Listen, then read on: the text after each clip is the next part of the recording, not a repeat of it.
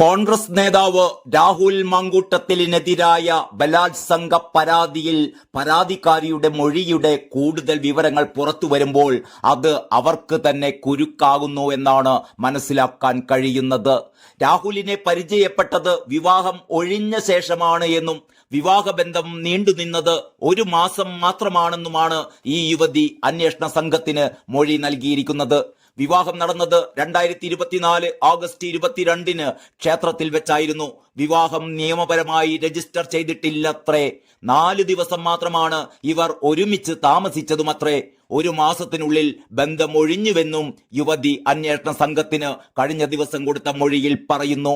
രാഹുലിന്റെ ജാമ്യ ഹർജിയിലെ വാദങ്ങളെ പൊളിക്കുന്നതാണ് യുവതിയുടെ നിർണായക മൊഴി എന്നാണ് ചില മാപ്രകൾ പറയുന്നത്. എങ്കിലും രാഹുലിനെ മനഃപൂർവ്വം കുടുക്കാൻ പറയുന്നതാണ് ഇതൊക്കെ എന്നത് വളരെ വളരെ വ്യക്തം. താൻ വിവാഹിതയാണ് എന്ന് തെളിഞ്ഞാൽ ഇപ്പോൾ രാഹുലിനെതിരെ പറഞ്ഞ കാര്യങ്ങളൊക്കെ പൊളിയുമെന്ന് ഇവർക്ക് നന്നായിട്ടറിയാം. അതുകൊണ്ടാണ് 1 മാസമേ വിവാഹബന്ധം നീണ്ടു നിന്നുള്ളൂ എന്നൊക്കെ ഇവർ പച്ചക്കള്ളം പറയുന്നത്. രാഹുലുമായി പരിചയപ്പെടുന്നത് വിവാഹബന്ധം ഒഴിഞ്ഞ് 5 മാസത്തിന് ശേഷമാണെന്നും യുവതിയുടെ മൊഴിയിൽ പറയുന്നുണ്ട്. വിവാഹം കഴിഞ്ഞ് 1 മാസം കൊണ്ട് വിവാഹബന്ധം വേർപ്പെടുത്താൻ കഴിയുമോ?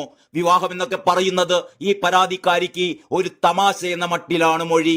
വിവാഹിതക്ക് എങ്ങനെ വിവാഹ വാഗ്ദാനം നൽകുമെന്ന രാഹുലിന്റെ വാദത്തിനെതിരെ പ്രയോഗിക്കാനാണ് ഇങ്ങനെയൊരു മൊഴി നൽകിയിരിക്കുന്നത് എന്ന് വേണം കരുതാൻ. ഭർത്താവിരിക്കെയാണ് യുവതി രാഹുലുമായി ബന്ധപ്പെട്ടത് എന്ന ആരോപണം ഉയരുമ്പോൾ അതിൽ നിന്ന് കൂടി ഒഴിയാനാണ് ഇത്തരത്തിലൊരു വ്യാഖ്യാനം ചമച്ചിരിക്കുന്നത്. ഈ യുവതി പറഞ്ഞിരിക്കുന്ന വാദങ്ങൾ അത്രയും പച്ചക്കള്ളമാണ് എന്നും യുവതിയുടെ ഭർത്താവുമായി താൻ ഇക്കഴിഞ്ഞ ദിവസം കൂടി സംസാരിച്ചിരുന്നുവെന്നും അതിന്റെ ശബ്ദരേഖ തന്റെ കൈവശമുണ്ട് എന്നും രാഹുൽ ഈശ്വർ കുറച്ചു മുമ്പാണ് അദ്ദേഹത്തിന്റെ ഫേസ്ബുക്ക് പേജിൽ വെളിപ്പെടുത്തിയത്. എത്ര വലിയ ഗൂഢാലോചനയാണ് ഈ യുവതിയും CPM-ഉം ചേർന്ന് നടത്തിയിരിക്കുന്നത് എന്നറിഞ്ഞ് ഞെട്ടുകയാണ് രാഹുലിനെ സ്നേഹിക്കുന്ന കോൺഗ്രസ് പ്രവർത്തകർ. അതേസമയം ബലാത്സംഗ കേസിൽ രാഹുൽ മാങ്കൂട്ടത്തിൽ MLA നൽകിയ മുൻകൂർ ജാമ്യ ഹർജിയിലെ വിവരങ്ങൾ കഴിഞ്ഞ ദിവസം പുറത്തു വന്നിരുന്നു.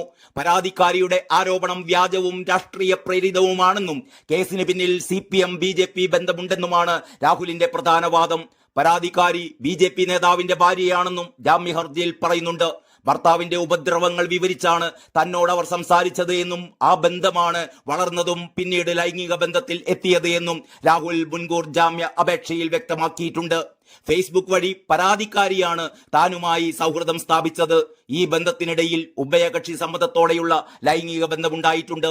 എന്നാൽ ഗർഭിണിയാക്കി എന്നത് വ്യാജ ആരോപണമാണ് എന്നും താനുമായുള്ള എല്ലാ ചാറ്റുകളും റെക്കോർഡ് ചെയ്തത് ഗൂഢാലോചനയുടെ ഭാഗമാണെന്നും രാഹുൽ മാങ്കൂട്ടത്തിൽ ജാമ്യ ഹർജിയിൽ പറയുന്നുണ്ട്.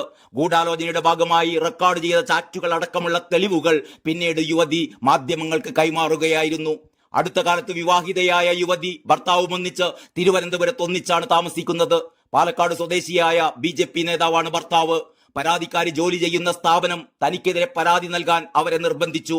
പരാതിക്കാരി ഇക്കാര്യം തന്നെ അറിയിച്ചിട്ടുമുണ്ട്. പരാതി നൽകിയില്ല എങ്കിൽ ജോലി പോകുമെന്ന് ആ സ്ഥാപനം യുവതിയോട് പറഞ്ഞിരുന്നു. അതിന് തെളിവുകൾ ഉണ്ടെന്നും മുഖ്യമന്ത്രിക്ക് പരാതി നൽകിയത് രാഷ്ട്രീയ ലക്ഷ്യത്തോടെയാണെന്നും രാഹുൽ ജാമ്യ ഹർജിയിൽ പറയുന്നു.